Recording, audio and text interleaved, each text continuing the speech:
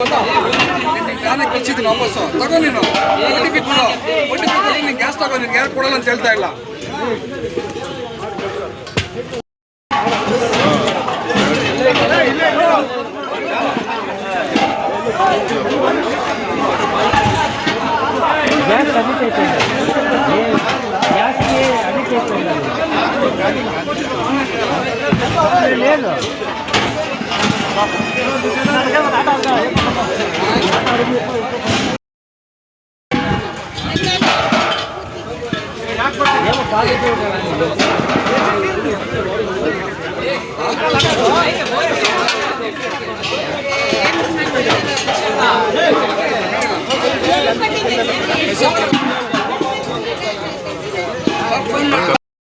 ಬುಧವಾರ ಗುರುವಾರ 3 ದಿನ ಲೋಡ್ ಇದ್ದೇ ಇದ್ದ ಕಾರಣಕ್ಕೋಸ್ಕರ ಲೋಡ್ ಬಂದಿರಲಿಲ್ಲ.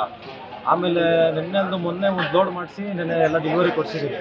ನೆನ್ನೆ ಹಾಫ್ ಡೇ ಇತ್ತು, ಅಲ್ಲಿಗೂ ಮೊನ್ನೆ ರಾತ್ರಿ ಲೋಡ್ ಅನ್ಲೋಡ್ ಮಾಡಿ ಕಳಿಸ್ಕೊಟ್ಬಿಟ್ಟು ನೆನ್ನೆ ಲೋಡ್ ತರಿಸ್ಕೊಂಡು ಇವತ್ತು ಬೆಳಗ್ಗೆ ಎಲ್ಲ ಡಿಸ್ಟ್ರಿಬ್ಯೂಟ್ ಮಾಡ್ತಾಯಿದ್ವಿ. ಆ್ಯಕ್ಚುಲಿ ನಾವೆಲ್ಲ ಬೆಳಗ್ಗೆ ಬಂದು ಜನಗಳಿಗೆ ಎಲ್ಲರಿಗೂ ತಲುಪಿಸ್ತೀವಿ. ಏನಂತಂದರೆ ಏನೋ ಮಾತು ಮುಖಾಂತರ ಎಲ್ಲ ಮನೆಗಳಿಗೂ ನಾವು ತಲುಪಿಸ್ತೀವಿ. ಅಣ್ಣ ನೀವು ದಯವಿಟ್ಟು ಕ್ಯೂನ ಕ್ಲಿಯರ್ ಮಾಡಿಕೊಂಡು ದಯವಿಟ್ಟು ಮನೆಗಳಿಗೆ ಹೋಗಿ ಅಂತ ಹೇಳ್ತಾ ಇದ್ದೀವಿ.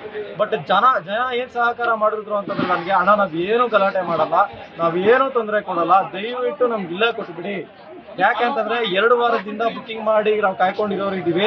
ದಯವಿಟ್ಟು ಅದಕ್ಕೋಸ್ಕರ ಮೊನ್ನೆ ಎಲ್ಲ ಬಂದು ವಾಪಸ್ ಹೋಗಿರೋರು ಇದ್ದೀವಿ. ಅದಕ್ಕೆ ಇಲ್ಲ ಕೊಡಿಸ್ಕೊಟ್ಬಿಡಿ ಅಂದಿದ್ದಕ್ಕೋಸ್ಕರ ಮಾತ್ರನೇ ಇಲ್ಲಿ ಕೊಡಿಸ್ಕೊಡ್ತೀವಿ. ಇಲ್ಲ ಅಂತಂದರೆ ಇಲ್ಲಿ ಯಾರಿಗೂ ಒಬ್ಬರಿಗೆ ಒಂದು ಸಿಲಿಂಡರ್ ಕೊಡ್ಕೊಳ್ತಾ ಇಲ್ಲ, ಎಲ್ಲ ಡೋರ್ ಡೆಲಿವರಿ ಹೋಗ್ತಾ ಇತ್ತು.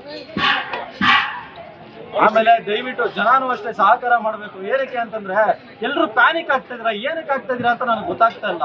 ಏನಂತಂದ್ರೆ ದಿನ ಯಾವಾಗ ಲೋಡ್ ಬಂದಂಗೆ ಲಾಸ್ಟ್ ಟೈಮ್ ಬಂದಾಗೆ ಬರ್ತಾ ಇತ್ತು. ಇವಾಗ ಮನೆಗಳಲ್ಲಿ ಏನೋ ಯುದ್ಧಗಳು ನಡೀತಾ ಇದೆ, ಸಿಲಿಂಡರ್ ಸಪ್ಲೈ ಇಲ್ಲ ಅಂತ ಅಂದ್ಬಿಟ್ಟು 6,000 ಜನ 3,000 ಜನ 4,000 ಜನ ಬುಕ್ಕಿಂಗ್ ಮಾಡಿದ್ರೆ ಬರೋದು ಒಂದು ಲೋಡು 500 ಸಿಲಿಂಡರ್ ಹೆಂಗ್ ಕೊಡೋದು ನಾವು? ಅದಕ್ಕೆ ದಯವಿಟ್ಟು ನೀವು ಅರ್ಥ ಮಾಡ್ಕೊಂಡು ಮನೆಗಳಿದ್ದು ಡೆಲಿವರಿ ಬಾಯ್ ಒಂದು ಸ್ವಲ್ಪ ಸಹಕಾರ ಮಾಡಿ. ಇವತ್ತಾಗದೆ ಹೋದ್ರೆ ನಾಳೆ ಆದ್ರೂ ಕೊಡ್ರೋಣ ಅಂತ ಹೇಳ್ರಿ. ದಿನಕ್ಕೆ ಒಂದು 800 ಜನ 900 ಜನ ಫೋನ್ಗಳು ಮಾಡಿದ್ರೆ ಫೋನಲ್ಲಿ ರಿಸೀವ್ ಮಾಡೋದು ಹೆಂಗಣ? ದಯವಿಟ್ಟು ಅರ್ಥ ಮಾಡ್ಕೊಳ್ಳಿ, ನಮ್ಗೊಂದು ಸ್ವಲ್ಪ ಸಹಕಾರ ಕೊಡಿ, ನಾವೆಲ್ಲ ಕ್ಲಿಯರ್ ಮಾಡ್ತೀವಿ. ನಾವು ನಿಮ್ಮ ಹತ್ರವರೆಗೂ ಬರಕ್ಕೆ ಬಿಟ್ಕೊಡಲ್ಲ. ನಾವು ಲೋಡುಗಳು ತರಿಸೋದಕ್ಕೆ ರಾತ್ರಿ 1 ಗಂಟೆವರೆಗೂ ಕೆಲಸ ಮಾಡಿ ನಮ್ಮ ಆಫೀಸರ್ನ ಕೇಳ್ಕೊಂಡು ಲೋಡುಗಳು ತರಿಸ್ತಾ ಇದ್ದೀವಿ. ಲೋಡುಗಳು ನಿಮ್ಗೆ ತರಿಸಿ ನಿಮ್ಗೆಲ್ಲರಿಗೂ ಸಿಲಿಂಡರ್ ತಲುಪಿಸೋ ಜವಾಬ್ದಾರಿ ನಮ್ಮದು, ನಾವು ತಲುಪಿಸ್ತೀವಿ. ದಯವಿಟ್ಟು ನಮ್ಗೊಂದು ಸ್ವಲ್ಪ ಸಹಕಾರ ಮಾಡಿ ಅಷ್ಟೇ ನಾನು ಕೇಳ್ಕೊಳ್ಳೋದು. ಥ್ಯಾಂಕ್ಸ್.